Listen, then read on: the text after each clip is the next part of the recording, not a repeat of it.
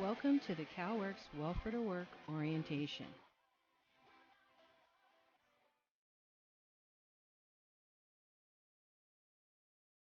We will start with a Welfare to Work program overview. The purpose of the Welfare to Work program is to help you prepare for work and reach your employment goals and access the supportive services provided to help you secure and maintain employment. Why am I here? You will learn about how the Welfare to Work program provides supportive services like training, education, and referrals to other programs or other community-based organizations to help you meet your goals. You will also learn about the participation requirements. Welfare to Work program time limits. There is a limit to how long you can receive CalWorks cash assistance. How long do you have on the Welfare to Work program? A lifetime cash assistance limit is 48 months. This time can be used all at once or at different times. If you've been on aid before, you may have used some of your months already. An example of this, you were enrolled in Welfare to Work for 10 months and discontinued.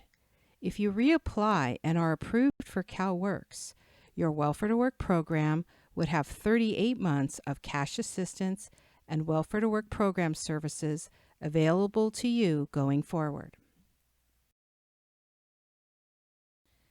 The Welfare to Work program has time clocks to keep track of your time on aid.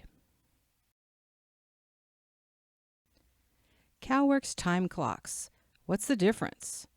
Each participant has two clocks, a 48-month and a 24-month time clock. Your 48-month CalWorks time clock is known as the cash aid clock. This is the time limit for lifetime cash assistance and employment services. This time limit does not apply to children. Your 24-month Welfare to Work clock is known as the Welfare to Work clock. There are 24 Welfare to Work months within the 48-month lifetime cash assistance clock to address any barriers you may have to employment. This clock provides flexibility in the choice of activities needed to meet the weekly hour participation requirements. For those 24 months, you have the option to focus on removing the barriers established in your assessment. Clocks will start and stop depending upon your participation in certain activities, exemptions you may have, if you are sanctioned, and or you go off cash aid for any reason. If you reach your 24-month limit, you are required to meet federal work participation requirements to be eligible for cash aid, unless exempt or granted an extension of the Welfare to Work 24-month time clock. The Welfare to Work team is made up of a diverse staff, including a mental health practitioner. The Welfare to Work program also works in combination with the Public Assistance Branch. The Welfare to Work team. Who will be helping me? During the 48 months, you will be working with one or both staff members, an employment development counselor or social services worker, and your eligibility worker. Employment development counselors and social service workers will help you develop a plan to reach your goals, provide you career development guidance, and referrals to supportive services and partner agency services. Eligibility workers determine your eligibility to CalWorks Cash Aid and Welfare to Work. They determine the amount of benefits for Cash Aid, CalFresh, and Medi-Cal type, and issue temporary homeless assistance. There are semi-annual and annual redetermination reports that must be completed with your eligibility worker in order to maintain your cash aid. The Welfare to Work program has requirements that need to be met if participants will receive cash aid and supportive services. Who is required to participate? Parents of children under the age of 18 or adult children graduating high school by the age of 19. Non-parenting teens ages 16 to 17 who are not attending school, and pregnant women in their second trimester. Single parents with no children under 6 years of age are required to participate in welfare-to-work activities a minimum of 30 hours per week. Two-parent families, where both parents are in the home and receiving cash aid, are required to participate in welfare-to-work activities a minimum of 35 hours per week, regardless of the children's ages. Both parents may participate and combine hours to meet 35 hours per week. One parent must participate for a minimum of 20 hours per week. Non-parenting teens ages 16 to 17 who are not attending school are referred to participate in welfare-to-work after being deemed a chronic truant. The sole purpose of the Teens Welfare-to-Work plan is to complete high school or its equivalent. The teen can participate in other welfare-to-work activities voluntarily if it does not interfere with school attendance. How can you meet welfare-to-work participation requirements? Welfare-to-Work offers many options of activities and services to support fulfilling participation requirements. The initial step is an assessment. The assessment will consist of a series of meetings with your employment development counselor or social service worker. We will discuss your work history, education, need for supportive services, and any other relevant information that will help us to decide what your welfare-to-work activities will be. Welfare-to-Work plan. Once the assessment is completed, you will enter a welfare-to-work plan. What activities will be in my welfare-to-work plan? Subsidized employment. It's temporary and paid in whole or in part by the county. Unsubsidized employment. Regular paid employment. Job readiness and job search. Work experience and or community service. Self-initiated program. Counseling, substance abuse, and domestic violence service participation. Family stabilization services. Housing search and related services, vocational training such as community college certificate or approved training, other education such as high school diploma, adult basic education or GED, and English as a second language. Learning disability evaluation and assessments. You have the right to a third-party assessment of your choice. Once you have entered a welfare-to-work plan, you have 3 working days after the completion of the welfare-to-work plan or subsequent amendments to the plan to evaluate and request changes to the terms of the plan. You also have 30 days from the beginning of the initial training or education assignment activity to request a change or reassignment to another activity. Supportive services. Welfare-to-Work participants receive supportive services. Supportive services include a learning disability screening or a third-party assessment of your choice, transportation. Transportation is reimbursed at the public transportation rate. Childcare. Childcare is provided for clients in active welfare-to-work status. It is provided at a minimum of 30 hours per week. For children under the age of 13 and for children up to the age of 21 with disabilities. Childcare would be authorized for 12 months, and you have the right to have childcare in place before participating in the program. full-time childcare unless you choose part-time. Uniform or interview clothing. This includes shoes or any other item required by your employer. Education reimbursement, for example, tuition, books, or parking permits for college campus, and any specialized school supplies. Welfare to work exemptions. When clients have a difficult time meeting participation requirements, they may be eligible for an exemption. An exemption is a temporary excuse from participating in the requirements of the Welfare to Work program. Exemptions last longer than 30 days. Most exemptions stop your 48-month clock. When you are exempt, you will still receive your monthly cash aid.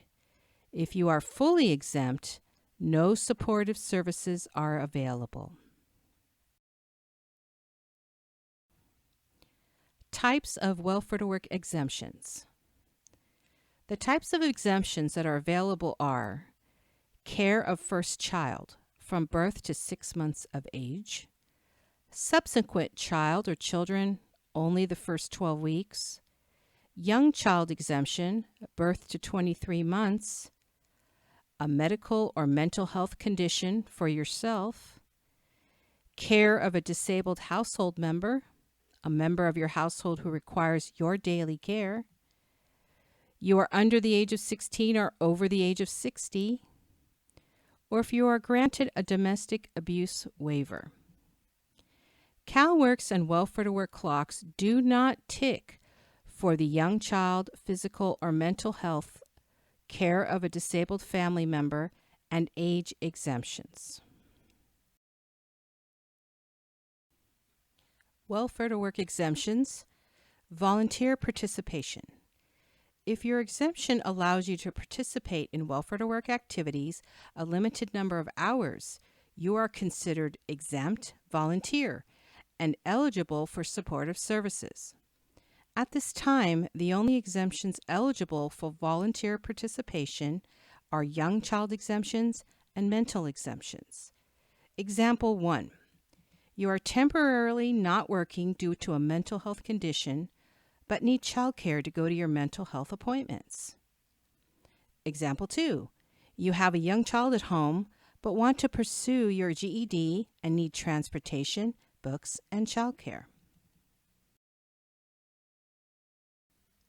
Good cause. When clients have short-term circumstances that interfere with their ability to participate in the Welfare to Work program, they may be eligible for a good cause. A good cause reason is an event that lasts less than 30 days. Good causes are potential reasons for not participating in the program without a penalty. Good cause is not automatically granted. It's determined on a case-by-case basis, granted for up to 30 days, and will not stop your 48-month clock. Potential reasons for good cause are legal issues, mental health, current domestic violence, homelessness, lack of supportive services, difficult pregnancy or medical disability less than 30 days, doctor's note is required, or other verified emergency issues affecting participation. Sanction. A sanction is imposed when the aided adult fails to participate in the Welfare to Work program. Sanction. A sanction is a reduction in your cash aid grant, the loss of access to supportive services, and a possible reduction in your CalFresh if all children in the household are over the age of 6. If your case is reaching sanction, you will be notified in advance in writing. You will be provided the opportunity to speak to your Welfare to Work case manager to discuss your participation and develop a plan to avoid sanction. If that plan to avoid sanction is not met, or you did not have a good cause initially, you will be sanctioned. You have the right to request a state hearing or file a formal grievance if you feel the rules have not been applied to you correctly. You can access legal advice at Legal Aid of Marin 415-479-8224. Welfare to Work has programs that help support clients in situations that require help past the common supportive services. One of those programs is Family Stabilization. Welfare to Work has programs that help support clients in situations that require help past the common supportive services. One of those programs is Family Stabilization. Family Stabilization Services. Family Stabilization is a program only available to non-exempt Welfare to Work participants. If you are experiencing a crisis situation that is destabilizing the family, thus impairing your ability to participate, you may be eligible. Services are given to the client and extends to their immediate family, allowing time to stabilize and return to full Welfare to Work participation. To access these services, you must be referred by your Welfare to Work case manager. Family Stabilization Eligibility Criteria. Clients must be Welfare to Work mandatory with time left on the 24-month clock. Clients must agree to meet with their social service worker weekly and follow a family plan. Services are available for up to 6 months, once in a lifetime. The social service unit supervisor evaluates and approves acceptance into the program. Various services include, but not limited to, interview clothing, assistance with car repair, transportation, and short-term housing. Housing Support Services. The Housing Support Program, also known as HSP, helps provide permanent housing to Marin County families who receive CalWORKS assistance and are experiencing homelessness. The program helps place CalWORKS families experiencing homelessness directly into permanent housing and connects them to services that will support their movement towards self-sufficiency. HSP eligibility. Eligible families are active to CalWORKS. This includes families where only the children are eligible for cash assistance. The family meets the HUD definition of homelessness, or they have a court-ordered eviction signed by a judge. HSP services. HSP may cover rental application fees, credit repair services, moving assistance, security deposits, and rent for eligible homeless CalWORKS families. Job Readiness. The Welfare to Work program has job readiness services available for all clients. The following is an overview of those services. We are helping you jumpstart your job search efforts by attending an orientation introducing you to Career Point Marin Pathways to Employment workshops, Bring Your A Game Anywhere, and the Career Point Marin Career Resource Center. In the 2-week Job Readiness Job Search program, you will learn how to look for work and keep a job once you are hired. Attending the workshops will satisfy your work participation requirements. Career Point Marin Pathways to Employment workshops include Make Your Money Count, Basic Computer Classes, Career Assessment, Career Exploration, Resume Building, and Interviewing Techniques. Bring Your A Game is a work ethics course. Bring Your A Game will provide you a better understanding of how soft skills is used by businesses to describe a set of people skills and work ethics that they are looking for in their employees. An optional test will be offered at the end of the workshops for a chance to obtain a certificate of work ethic proficiency to add to your resume. Post-employment services. When your income surpasses the income reporting threshold, you are no longer eligible for cash aid and are offered post-employment services. What this means for you is a gradual end of supportive services.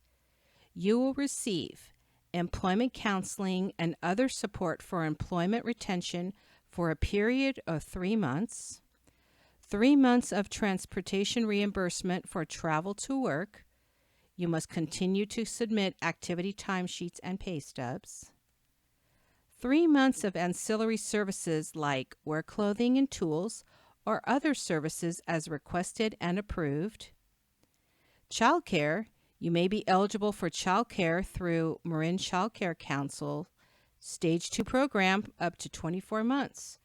You will need to connect with your case manager at the Marin Child Care Council within 3 months of coming off aid to discuss your child care options. Post-employment services is a voluntary program, and you are not required to continue participation in welfare to work once you are off cash aid. Public assistance. When your income surpasses the income reporting threshold and you are no longer eligible for cash aid, your Medi-Cal and CalFresh converts to transitional services until new income information is reviewed and you are placed in a new insurance and CalFresh program. Transitional Medi-Cal is issued for 6 months period and has no share of cost. Transitional CalFresh is issued for 5 months without a change in benefit amount due to increased income. The Public Assistance Office will contact you for an appointment to redetermine your eligibility based on earnings once end of the transitional period is nearing. Thank you for joining us today. You can contact us at 415-473-3350 if you have any questions. Please return your orientation packet with the signed forms to our office using the self-addressed stamped envelope.